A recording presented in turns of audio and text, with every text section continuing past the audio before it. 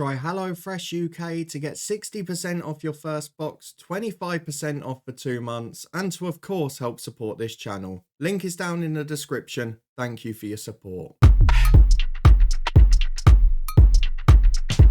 Well, good news, everyone. The final international break of 2023 is over, and we can now get back to full fixture lists in the Premier League, Championship, and League One. Over the next 3 days, we'll have our previews and predictions for all of them. And we start today with the Premier League by looking ahead to Luton's weekend game against Crystal Palace at Kenilworth Road, as well as giving our quickfire predictions for all of the Premier League fixtures and looking back at both of these teams' last respective games, including Luton's trip to Old Trafford. So I hope you're looking forward to all of that. The Championship predictions will follow tomorrow as normal, but a very quick plug first. If you missed it and you're a Luton fan, we had an extended interview and a football story with Luton legend Marvin Johnson at the weekend. You can find it up in the eye above. It's also available on Spotify if you prefer to download. But Marvin Johnson, an absolute gentleman. Give it a listen and check out his podcast as well, because he's had a fair few Luton legends on there. But today we're going to focus on Luton v Crystal Palace, which of course means looking back to Luton Town's trip to Manchester United and Crystal Palace's home game against Everton, which was a very bizarre game. And then when we get to our quickfire predictions, we'll have a recap of the last match day. And as always, I'll encourage you to get your comments in below with what you think the scores will be this weekend. If you beat or match my score, you'll get a shout out next time. But to look ahead to Luton Palace at Kenilworth Road on Saturday, let's go back and look at the 2 games these teams last played. And we'll start with Luton Town at Old Trafford, which, by the way, what a great day. What an occasion to see Luton Town playing United in a league game and competing as well. Because if we have a look at the stats for the game, it was generally pretty even in terms of shots on target, in terms of passing accuracy and chances created in the final third. It was all fairly similar.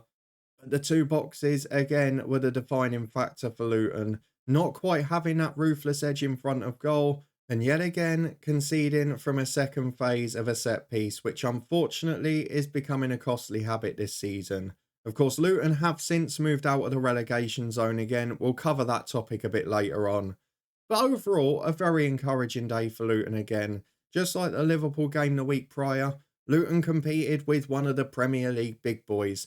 Albeit United probably aren't in that form at the moment. I know officially they've got the best points record in the last 5 games in the Premier League, but they have played all of the promoted sides in that period, and they have only just won them pretty unconvincingly. Very similar to the Burnley-Manchester United game, actually. I know that was at Turf Moor, but they were opened up a few times. Carlton Morris had a great opportunity from a header, which was well saved, and Luton did create openings, but at times the final pass just wasn't of the quality, like we saw perhaps against Liverpool the weekend before with that thrilling counter-attack.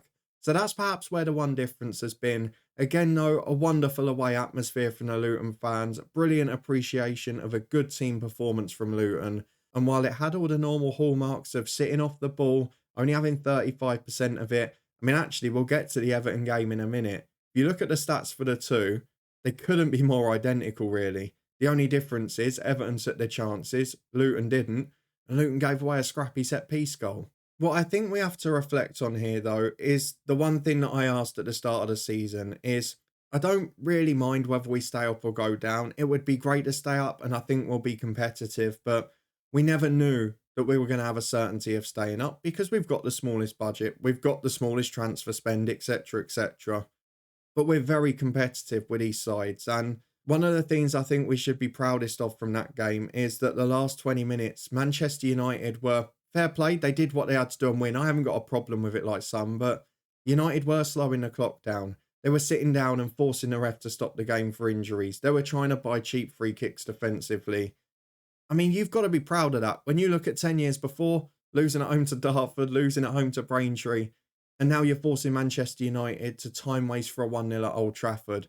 We've come a very long way, and again, this is a team that even from the start of the season, against Brighton and Chelsea, they're not letting the game get away. They're staying in them. They've got a much better shape. We've got players improving and showing their worth again. I thought Issa Kabore was brilliant yet again at right wing back. Doughty the same on the left. albeit there's now injury concerns with both of them. Hopefully Doughty was taken off quickly enough as a precaution and will be okay for this one. Gabore, to be honest with you, I kind of hope he doesn't play after seeing the incident. I know he posted the day after to say he was fine and that, but with a head injury like that and clearly having been knocked out, the Premier League protocols will probably enforce him to miss this one, but we'll wait and see. I'd imagine that just under 7 days is probably not quite enough to cut it, so I wouldn't be shocked if he doesn't start this one, which is a bit of a concern because we don't really have a backup right wing back other than Ogbene dropping in there, and there's no doubt that takes away from some of our counter-attacking threat, but perhaps with the way that Chong has played off the bench in recent weeks, could be an opportunity for him too.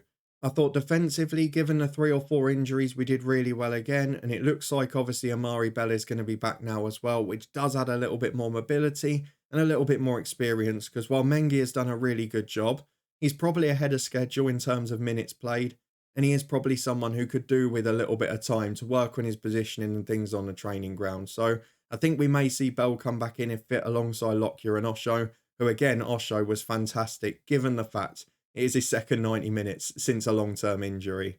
The biggest positive of the day, though, of course, was to see Jordan Clark come on. Another man who hadn't played since the playoff final. Great to see him get a run out and fit in that his first Premier League game is at Old Trafford. A wonderful opportunity for him and a player that could be important, particularly if anything were to happen to, say, Ross Barkley, who again was probably the standout player going forward. We're going to need the opportunity in some of the bigger games to perhaps give him 20 or 30 minutes off. And Jordan Clark, while not quite as physically imposing or of the same stature, is the one player who's got that creativity to unlock a door like Ross Barkley has shown. So that's something that's going to be important in the coming weeks. The big problem, though, is Crystal Palace, because you look at the stats against Everton and say, yes, they let in 3 goals, they showed some moments of defensive susceptibility, and they have conceded a few more goals than Roy Hodgson's side has done before. But they dominated the ball, they were going forward. Are we going to see a similar pattern? Well, away from home this season, Palace haven't generally played like that. And where we have been susceptible at home this year, you look at the 10-men game against Wolves, where Pedro Neto was able to hit on the counter. You look at the fact that Eze and Elise are now back as well. It might be a bad time to hit Palace. So I do wonder if we're going to see a more counter-attacking threat. Edouard up front is going to be a handful and is in better goal-scoring form this year. But I'm not sure what to really predict from this game. I think it's going to be pretty tight. It's going to be cagey. I think we will see similar stats to both sides from the last game, because Palace had a disastrous start against Everton, and we just need to do that to someone. We can score the first goal early. I know we didn't win the latter in the end, but you've seen against both Everton and Liverpool, it's a very different game for us when we score first, because it does make it harder to break us down, and it can cause frustration and panic and desperation if you get to the latter stages. So I think that's going to be the key for Luton, is who scores first in this game. Palace are a good established Premier League side. They're going to be solid. They're going to be mid-table again. But they have had a couple of pretty poor days on the road this season. I'm pretty sure, and I've been pretty much tossing and turning between this all morning, I have been pretty certain that this game is going to finish 2-1. But I can make a very strong argument for that being either way. If Luton score first, I think they will win the game 2-1. If Crystal Palace score first, I think they will win the game 2-1. But ultimately, I'm looking at this for a Luton point of view and thinking, looking at the next few fixtures where, let's be honest, away to Brentford's going to be tricky because they've sort of mastered our style with better players, so could be a hard one for us. Then Arsenal and City at home the week after. This almost becomes a must-win game, along with the Bournemouth and Sheffield United away games around the Christmas period. So I think as a result of that, Luton will be a bit more aggressive. We saw it at the start of that Wolves game I mentioned a few minutes ago, where they really came out the traps the first 20 minutes, hit the woodwork, forced a good save. Can they get the opening goal this time? That's going to be the big question for me. There's a few players up to sharpness and in better form since then. And as a result of that, I'm going to let heart rule head. Stick with what I said though. The team who scores first will win this 2-1.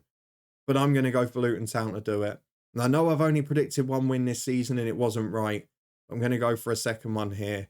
Luton Town to win by 2-1. But if Palace score first, I'll pretty confidently reverse that. With that out of the way, let's move on to our predictions for the rest of the weekend's action. And of course, before we go and do that, we've got to have a look back at last weekend, where after a run of weeks where I've had some perfect scores and some luck, let's be honest, to beat most people every match day, Well, I've dropped back down to earth like a stone. Just 4 points overall from match day 12 for me. No perfect scores because there were some stupid scorelines, weren't there? The 4-all Chelsea City, the Everton game, no one had goals in that. And of course, a couple of surprises and a couple of weird low-scoring games in there as well. So not many big scores across the board. The highest points total was 10 from all the commenters this week, but well done to all of you who beat or matched my score. These are the people, and here's your shout out. It is 2014B who joined me with 4 points. Kieran, a new player, got 5 overall. No perfect scores, but a few good outcomes. W&G got 7 points. Well done to you, a regular. Chris, Luke, and Mitchell, 3 of our other regulars on 9. Shout out to Luke as well. And spoiler for tomorrow, the only man to beat me in both Premier League and Championship predictions last time out. And in the winner this time, Kurt the Wolves fan with 10. And that late Wolves goal in the 96th minute, it just about got you over the line. Before that, you would have been down in 4th place. But overall, you are the only man to make double figures. And you win it with 10, taking a perfect score off me right at the last second. So well done to all of you guys. Get your predictions in the comments again for match day 13. In the meantime, this is what I've gone for. And I'm looking at the fixtures this weekend after the international break. And I've gone for quite a lot of tight games. And there's a couple where I've had to rule head over heart because there are some scores I like, which we'll talk about in a moment, that I don't think are going to be forthcoming. Let's have a look though at the predictions, and we start with a big one on Saturday lunchtime. It is Manchester City versus Liverpool. I'm going to go for the host to nick this 2-1. Liverpool, of course, more of their attacking players come from further afield in international duty. And we've often seen in the other breaks that Klopp has started with them on the bench.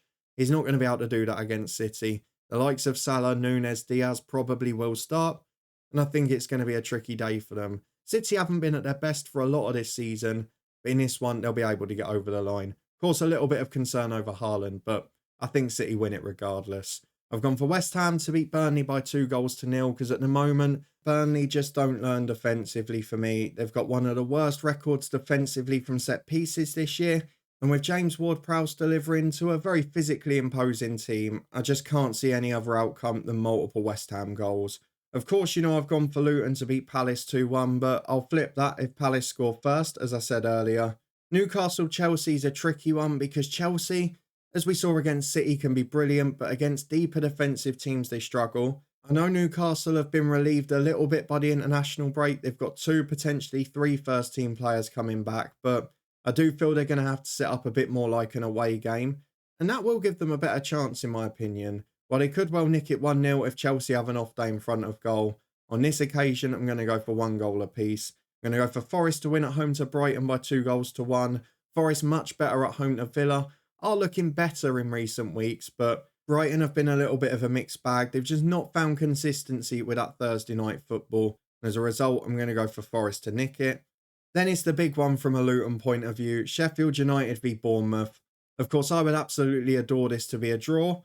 I've got a feeling it's going to be a bit of a thriller because both teams will see it as a winnable game. Bournemouth will try and keep the ball. Sheffield United will try and show their individual magic up front, go a little bit more direct, try and get the ball into attacking areas. And I just feel we're going to see a bit of a ding-dong battle there.